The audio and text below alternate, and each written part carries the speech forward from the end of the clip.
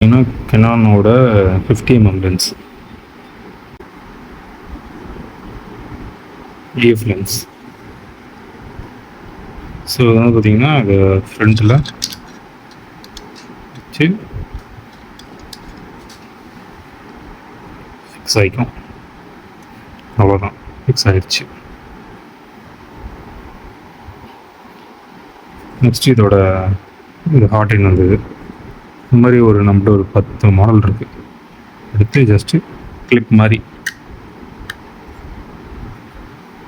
அவ்வளோதான். கீழேலாம் விழுகாது. அழுத்தி விட்டிங்கன்னா போதும், கீழேலாம் எதுவும் விழுகாது, அப்படி நின்றுக்கும்.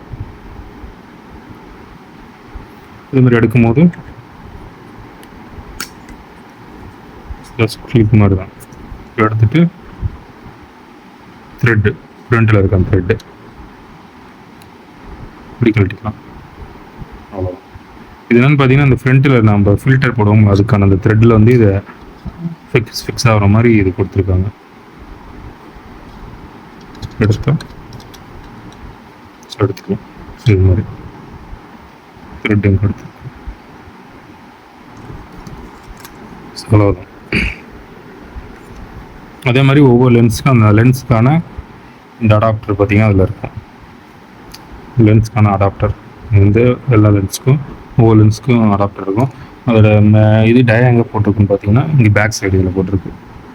இது வந்து 49 mm, இது 49 mm. இதே மாதிரி இந்த லென்ஸ் இருக்குது. இந்த லென்ஸில் நம்ம எடுக்கலாம். இதோட டயா பார்த்தீங்கன்னா 67க்கும் அதில் இருக்கும்.